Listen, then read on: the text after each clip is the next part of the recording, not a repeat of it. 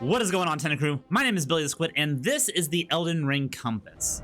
And this is the Elden Ring map. And I have never seen something so naked get so much controversy than when they started showing peens in Game of Thrones. And since George R.R. Martin was on this project, I'm genuinely surprised there are not in this game.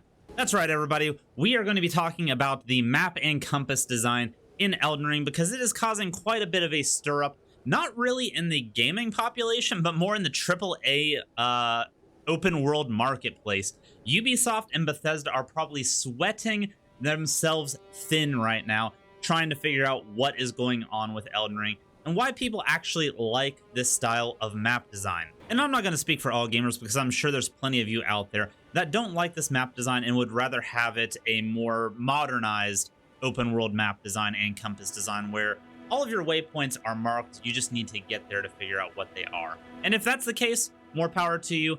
I'm sorry that this map does not do it for you. That being said, though, I think it does do it for quite a few people. And I'm going to break down why that is and why I think it is genuinely going to shake up the open world marketplace in game design. Sparks from all over the development sphere are going off online saying that the UI is just plain bad, objectively bad. And I don't think that could be further from the truth. Yes, it might not be everybody's cup of tea, and it could be improved upon. There is no doubts about that. But to call it objectively bad just because it does not follow a quote-unquote modern open world design and UI design, I think couldn't be farther from the truth. From Software had an intention with what they are doing. From Software was making their very first open world game of all time, and they wanted to make it their way. From Software has never been one to really stick with AAA standards, for better or for worse. You could see the co-op and multiplayer systems maybe in a more negative light. But as for the map design, UI design, and compass designs, I think this is a step in the right direction for actually making an open world that you want to explore.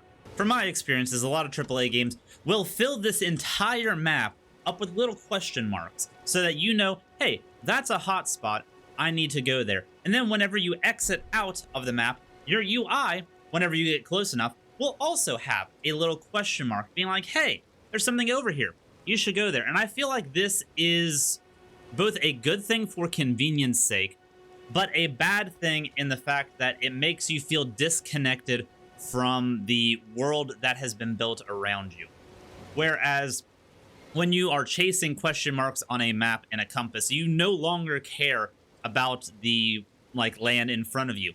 It is now just a in-between, a filler, if you will, to get to point A to point B. And while this game, some could argue, it does very much the same just without that UI component, you're still wandering around from point A trying to find point B.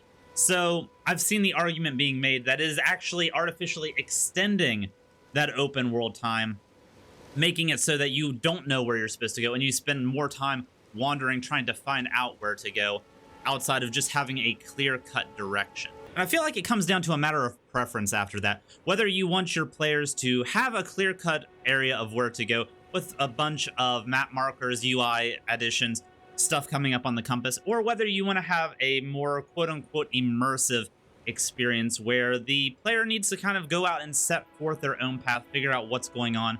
Similar to the old Bethesda days, back when the Elder Scrolls didn't have a bunch of UI components, like the Morrowind days, for instance. You go up to a person, they give you a dialogue. That dialogue goes into your diary and tells you about a location. You then need to find that location, so on and so forth. And it kind of gives you the direction to really sit yourself in that world and figure out where you want to go instead of where the game wants you to go. Neither of these are objectively wrong or bad, despite what game developers might tell you about Elden Ring's map design. I do not think that a full UI and HUD is necessarily a bad way to make an open world. That being said, I do feel like it comes down to being an insult to the players after so long, where the map is more covered up with markers than it is actual map assets.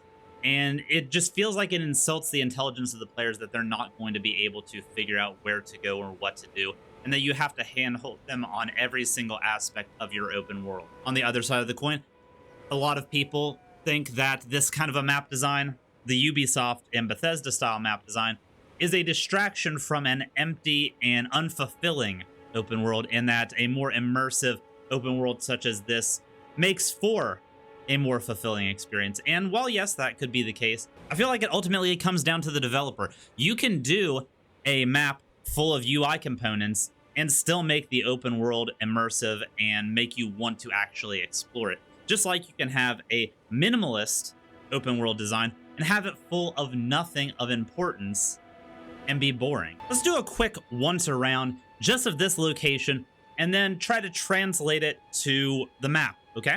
Let's just have a little funsy. So if you look ahead, you have a set of ruins, then you spin around here, you have this little rampart here with a little tunnel, you have a castle up on a hillside, you have a giant standing over a mausoleum looking area, you have towers off in the distance, several towers off in the distance, and then way out there you have another castle, and you also have a pretty little tree.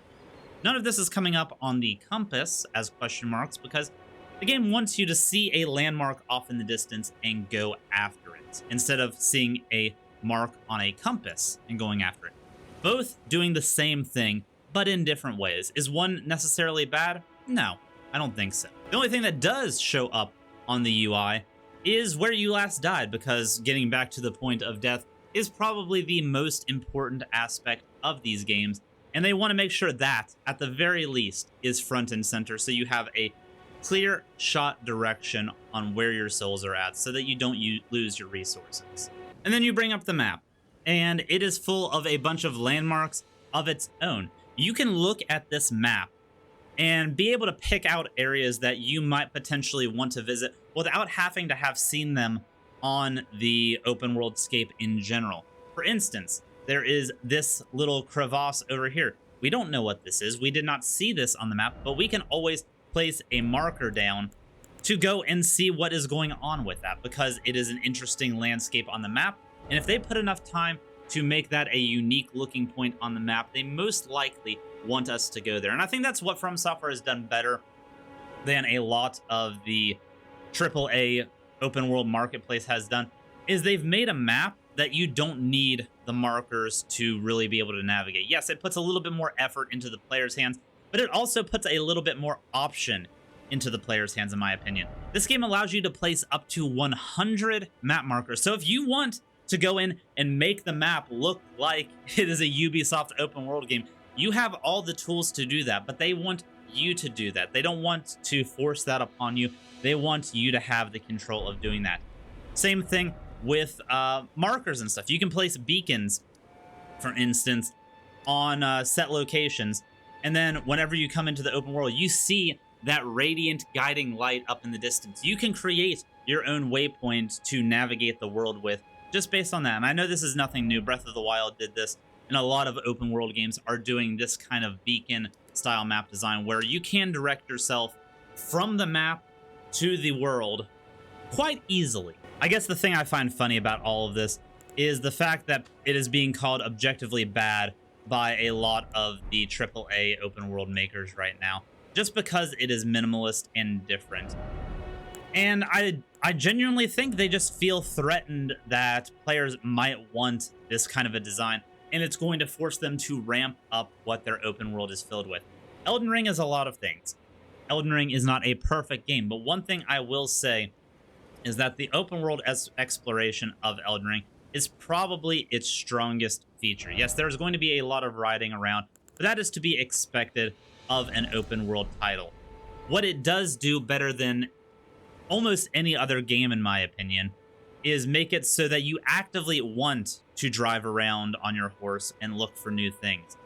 There is a sense of wonder that a lot of games don't get whenever it's just full of map markers and stuff. You have set places to go. There's nothing really to discover because the game's already discovered that for you and is kind of pushing you into that direction. And if you don't want to go around wandering aimlessly trying to figure out where you want to go, that is 100% fine, and I'm not going to knock you for that. But for gamers out there that want an open world experience where it feels like a genuine world to explore and not something that's already been explored for you, Elden Ring does it better than almost any game out there right now. It's the Gestalt effect of open world design. You have a beautifully made, handcrafted open world that is full of landmarks that you want to explore. You have a minimalist compass that symbiotically works well with an overarching map, where all you need to know is directions and have the tools for the map to be able to get you where you want to go. Say I want to go over to this section of ruins. All I gotta do is place a happy little marker there, find it, and we are good to go, baby. We are off to the races. And along the way, I might very well find a camp full of soldiers and dogs that most likely has something that I may want in it. And that is the thing that Elden Ring, I feel, does better than a lot of open world games as well. They actually fill up the world outside of just the key important parts. Because once you do go and find those places, they do get marked on the map as like a ruin or a cave. So you will have little map UI aspects once you get there. But it also has a lot of stuff where, like this camp, for instance, this camp will never be marked on the map. This camp will probably be a one and done experience, but it is nice filler content on your way to that map marker over there that you can explore, combat, or ignore and come back to later. You can put a little marker right here on this camp and then come back after you've gotten whatever's off the horizon. It gives you the freedom to do what you want, ignore what you want, and go after what you want. And I will say, from exploring this game, probably 8 times out of 10, any place that I have been intrigued enough about to go and explore has had something there worthwhile. Whether it was relevant to the build that I was doing or something that I was excited about. You know, this guy gets it. This guy right here gets it. And that is the perfect showcase of giving your world purpose. And I think this is where most of these AAA developers that are being critical of Elden Ring's UI and map design are really, really coming from. They feel that without their map markers and stuff, they are not going to be able to make an engaging experience. They are threatened by the From Software world building. And like most things in this world, people fear change. A lot of these developers have been doing the same thing the same ways for far too long. And for something like this to come along and shake up the gaming landscape, it is going to force developers out of their comfort zone. They are going to need to adapt or die when it comes to the open world games that are being made. Because open world is a genre that is increasingly getting more and more popular, or at least more and more available to consumers. So there's going to be a lot of competition in game design along these lines. So adapt or die, Ubisoft. Adapt or die, Bethesda. And without much further ado, that's all my spiel has for today. If you like the video, like it. If you want more Elden Ring content, subscribe to the channel. Much love, Tentacrew. Bye-bye.